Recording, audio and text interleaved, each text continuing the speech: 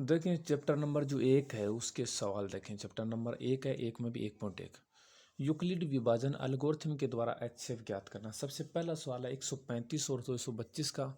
225 का अपने क्या निकालना है, एचसीएफ निकालना, वो भी यूक्लिड विभाजन एल्गोरिथम के द्वारा। तो देखें गौर से देखें 135 और 225 है, इसके अंदर बड़ी संख्या जो है वो 225 है। तो देखें हमने यहाँ पर चिन्ह लगा दिया, 225 है। देखिए इधर इसका मुंह खुला हुआ, तो इसका मतलब बड़ा 225 100। तो यूक्लिड विभाजन प्रेमिका का प्रयोग करने पर क्या होता है, देखिए गौर से 225 है। अब ऐसी कोई संख्या जिसको अपन इसी संख्या से मल्टीप्लाई करें, या तो वो 225 के बराबर आ जाए या उससे क्या आ जाए कम। तो 135 को देखकर अपन 2 से मल्टीप्लाई करते हैं तो 270 हो जाते हैं, वो ज़्यादा हो जाते हैं, तो अपन किससे मल्टीप्लाई करते हैं, 1 से। अब 225 में से 135 माइनस करते तो अपने पास कितने बचते हैं, 90 बचते हैं। अब देखो सेकंड चरण में हम क्या लिखें, 90 जो है 0 को बराबर नहीं है, तो इसलिए अब अपने पास 135 और 90 दो संख्या बच रही है, और इनके अंदर बड़ी संख्या कौन सी, 135 है। तो अपन लिखते हैं, देखो 135। अब 90 को अपन 1 से मल्टीप्लाई कर देते हैं, क्यों, अपने पास देखो यहाँ 90 है, 90 को 1 से 2 से 180 हो जाते हैं, ज़्यादा हो जाते हैं, इसलिए 1 से मल्टीप्लाई करते हैं। और 135 में से 90 माइनस करते तो हमारे पास कितने आ जाते हैं, 45 आ जाते हैं। तो फिर भी 45 जीरो के बराबर नहीं है, यहाँ पर जीरो आना चाहिए, लेकिन अभी भी क्या नहीं आया, जीरो। तो अब देखें 90 और 45 के लिए देखें, 90 45 को 2 से मल्टीप्लाई करते हैं कितना हो जाता है, 90, और इधर क्या आ गया, जीरो। तो यहाँ पर ये 45 इंटू 2 प्लस 0, तो ये 45 अपने पास क्या आ जाता है, एचसीएफ आ जाता है। तो यहाँ से इस पर जीरो प्राप्त होता है, अतः एचसीएफ का मान अपने पास कितना हो जाता है, 45 हो जाता है। दूसरा सवाल 196 38,220, इसका अपने को निकालना है एचसीएफ। तो देखिए हम जानते हैं 38,220 का मान 196 से ज़्यादा होता है, ठीक है। अब देखिए 196 को 195 से मल्टीप्लाई करते हैं तो इसका मान 38,220 के बराबर आता है। तो हमारे पास यहाँ क्या आ गया, जीरो आ गया, और जीरो आने का मतलब ये अपना एचसीएफ आ गया। तो एचसीएफ की वैल्यू अपने पास कितनी 196 हो जाती है, अपने पास एचसीएफ की वैल्यू हो जाती है, ठीक है। तो अगला सवाल देखिए, सवाल संख्या 3 नंबर, सवाल संख्या जो तीसरा है वो देखते हैं अपन, उसके अंदर क्या था। तीसरे सवाल के अंदर अपने पास है, गौर से देखेंगे हम लोग। तीसरा सवाल 867 और 225। अब 867 और 225 के अंदर क्या आता, गौर से देखें अपन लोग। तो देखिए यहाँ 867 का मान 225 से जाता है, वापस यूक्लिड विभाजन प्रमेय का प्रयोग करने पर 867 बराबर 255, 255 को 4 से मल्टीप्लाई करने पर ये ज़्यादा हो जाता है। अपने कितने से मल्टीप्लाई करते हैं, 3 से, और 3 से मल्टीप्लाई करके 867 में से क्या कर देते हैं, माइनस कर देते हैं, तो ये अपने पास बचता है 102। अब देखें 255 और 102 के अंदर, तो देखें सबसे पहले पता है हमें 255 102 से ज़्यादा है, तो 255 बराबर 102 मल्टीप्लाई किससे करें, 2 से। भाई 2 से 3 से करें तो फिर ज़्यादा हो जाती है वैल्यू, इसलिए 2 से मल्टीप्लाई करते हैं और उससे फिर 255 में से माइनस करते हैं, अपने पास बचते हैं 51। अब देखें 102 बराबर 51। अब देखें 51 को 2 से मल्टीप्लाई कर देते हैं तो हमें पता है भाई 2 से मल्टीप्लाई करेंगे तो 102 आ जाएगा, बराबर प्लस माइनस कर दें 0, अतः शेष पल अपने पास क्या आ गया, 0 आ गया। तो एचसीएफ अपने पास कितना आ गया, 51 आ गया। तो 867 और 225 का जो एचसीएफ है वो अपने पास कितना होता है, 51 होता है। दूसरा सवाल, दर्शाइए कि कोई भी धनात्मक विषम पूर्णांक 6q+1 या 6q+1 दिख रहा है, या 6q+3 या 6q+5 के रूप का होता है, जहाँ q कोई का धनात्मक पूर्णांक है। माना कोई धनात्मक विषम पूर्णांक है और भाजक कितना है, 6। देखो 6 इसलिए दे रखा, अपने पास 6q दे रखा है इसलिए, ठीक है। अब अपने को समझ में आ रही है बात, यूक्लिड विभाजन जो प्रमेय, इसके प्रयोग से क्या था, a बराबर bq+r, r यहाँ पर शेषफल है, r यहाँ पर शेषफल है, और b जो है वो भाजक है। अब क्या होता है, भाजक से कम हमेशा शेषफल होता है, तो एक कम ले लेते हैं, तो भाजक को देखें शेषफल अपने पास संभवतः कितना, 0 से लेकर 5 तक हो जाता है, क्यों, भाजक 6 इसलिए 0 से 5 तक हो जाता है, अपन इसको कम कर देते हैं। अब देखें आर के संभव मान, मतलब आर का मतलब शेषफल के संभव मान 0 से लेकर 5 तक रखना। अब देखें a बराबर 6q+r है, तो यहाँ पर देखें आर की जगह एक बार तो रख दें 0, एक बार रख दें, आर की जगह 1 रख दें, फिर 2 रख दें, 3 रख दें, 4 और 5 तक रख दें। और हम जानते हैं फिर 6q वो सम संख्या है, इसी प्रकार 6q+2 भी सम है, ये 4 वाली भी सम है, और 5 वाली क्या है, विषम।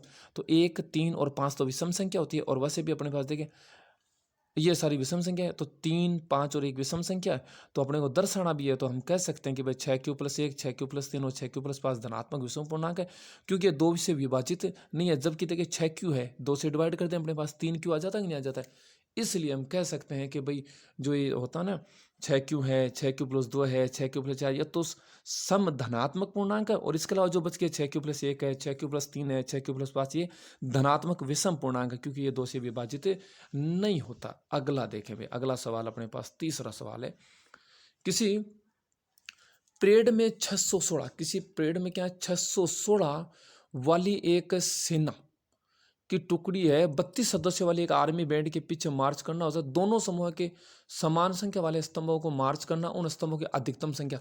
देखिए जब भी अपने को पूछे ना अधिकतम संख्या ज्ञात करें, तो अधिकतम संख्या सिर्फ अपने को एक ही काम करना होता है, अपने को HCF निकालना होता है। अधिकतम की बात करें तब की बात कर रहे हैं, ठीक है, गौर से देखें। तो सेना की जो टुकड़ियों में सदस्यों की संख्या अपने पास 616 है, और सेना में जो बैंड में सदस्यों की संख्या वो 32 है। तो देखिए 616 और 32, इसमें से बड़ी संख्या कितनी है? 616। 32 से भाई बड़ी है ना 616। अब यूक्लिड विभाजन एल्गोरिथम, देखिए 32 को अपन किससे मल्टीप्लाई कर देते हैं? 19 से मल्टीप्लाई कर देते हैं, और मल्टीप्लाई करने के बाद जो भी नंबर आता है अपन उसको किस में से माइनस कर देते हैं? 616 में से माइनस कर देते हैं, तो अपन अपने पास कितने बचते हैं? 8 बचते हैं। अब देखिए इधर अपने पास 32 आ गया, इधर से 8। अब 32 बड़ा 8 से, 8 की वैल्यू 0 को बराबर नहीं आई, तो देखिए 32 बराबर 8 को किससे मल्टीप्लाई कर दे? 4 से, और 32 हो गया है ना, 8 चौक 32 प्लस में 0, तो अपने पास 32, देखिए 32 हो गया मल्टीप्लाई, तो अपने पास इन दोनों का जो HCF हो वो कितना आ जाता? 8। इसलिए स्तंभों की अधिकतम संख्या अपने पास कितनी होती है? 8 ही होती है। चौथा सवाल गौर से देखें। यूक्लिड विभाजन प्रमेय का प्रयोग करके दर्शाइए कि किसी धनात्मक पूर्णांक का वर्ग किसी पूर्णांक m के लिए 3m या 3m के रूप का होता है। तो माना कोई एक धनात्मक पूर्णांक a है, और यूक्लिड विभाजन प्रेमिका से प्रयोग से देखें a बराबर 3q प्लस आर, आर अपने को पता है शेषफल है, यहाँ पर 3 भाजक दे रखा, तो इसका जो मान जो होता है वो 3 से कम होता, तो 0 से लेकर कहाँ तक रख देते हैं? 2 तक रख देते हैं। अब r बराबर सबसे पहले 0 रख देते हैं, देखा r की वैल्यू 0 रखो, अपने पास आ गया 3q, और यहाँ दे रखा पूर्णांक का वर्ग, तो इसका वर्ग करते हैं। देखा 3 का वर्ग कितना होता है? 9, और q का कितना हो जाता है? Q square. मैं अपन यहाँ से क्या कॉमन ले लेते हैं? 3 कॉमन ले लेते हैं, तो 3q स्क्योर को अपन क्या मान लेते हैं? m मान लेते हैं। क्या मान लेते हैं? m मान लेते हैं, ठीक है। तो m मान लेते हैं तो लिख देते हैं इसको 3m, भाई m मान लेते हैं तो लिख देते हैं ना 3m। देखें अगला, देखें अभी क्या होता है आगे। देखें जब r बराबर क्या ले लेते हैं? 1 ले लेते हैं। r बराबर क्या लेंगे? 1 लेंगे। 1 क्यों लेंगे उसका रीजन देख लें। अपने पास दे रखा अपने भाजक, गौर से देखें। देखिए सबसे पहले r बराबर 1 ले लेते हैं, तो देखिए 3q प्लस r की जगह रखें a। अब इसका स्क्योर कर देते हैं, तो अपन जाते हैं a square plus b square plus 2ab, तो a square plus b square plus 2ab। तो देखिए वैल्यू रख देते हैं। सबसे पहले देखिए a स्क्योर मतलब 3 का स्क्योर कितना था? 9q square. 1 का स्क्योर अपने पास a क्यों था? 2ab, तो 3 से 2 से मल्टीप्लाई 6q, ये रख देते हैं। अब संख्या 3 क्या लेते हैं? उभयनिष्ठ, तो यहाँ से 3 कॉमन लेते हैं तो 3q स्क्वायर बचते हैं, यहाँ से 3 कॉमन लेगा 2q प्लस 1 का, ऐसा कर।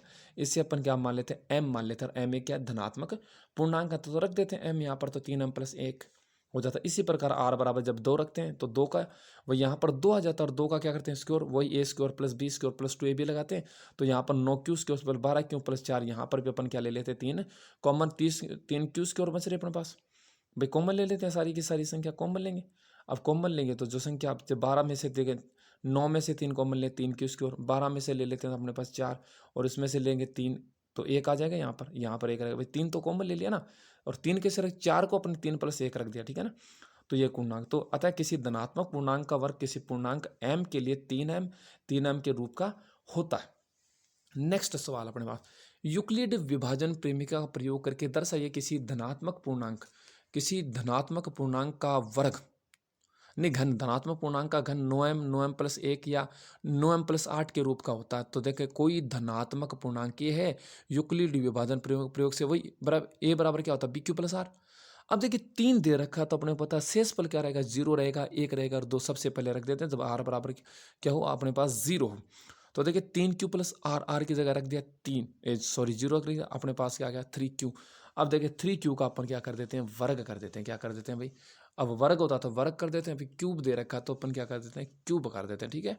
तो देखिए गौर से देखें, अपन इसका क्यूब कर रहे हैं, देखिए क्यूब, तो देखिए 3 का क्यूब कितना होता है? 27, और क्यू का क्यूब होगा। अब यहाँ से देखें अपन क्या कॉमन ले लेते हैं भाई, देखिए यहाँ से ये 27 क्यूब होगा, 9 कॉमन लेते हैं, अपने पास क्या बचेगा? 3q क्यूब, उसको वही वापस मान लिया अपना m एक धनात्मक पूर्णांक है, तो यहाँ पर आ गया 9। और जब r बराबर 1 ले लेते हैं तो r की जगह 1 रख देते हैं। इसका क्यूब का फॉर्मूला है a³ plus b³ plus 3a square b plus 3ab square. तो देखिए a³ plus b³ plus 3a square और b प्लस 3ab स्क्योर रख दिया वैल्यू। सारा का आपने क्यूब कर दिया। अब देखो 9 कॉमन ले लेते हैं, यहाँ पर 3 क्यू क्यू बच रहा है, ये 3 क्यू स्क्वायर, ये क्यू और ये प्लस का 1, इसको अपन क्या मान लेते हैं, वही m मान लेते हैं, आपने लिखा हमने m है, तो ये होगा 9m + 1। और जब r बराबर 2 हो, जब r बराबर क्या हो 2, तो कोई बात नहीं, वही वापस अपने को यहाँ 2 रख देना और वही क्यूब का फॉर्मूला लगाना। वापस देखे 3 का क्यूब 27 क्यूब, 2 का क्यूब कितना 28, इसका क्यूब कितना होता 9 को 3 से मल्टीप्लाई कर देंगे, ये 27 को 2 से मल्टीप्लाई कर दें 54, और यहाँ देखिए 2 का स्क्वायर कितना 4 को 3 से मल्टीप्लाई करें 12, और 12 को जब 3 से मल्टीप्लाई करें 36, लिख दिया मैंने 36 क्यूब। ये सारी वैल्यू रख दी भी जोड़ के।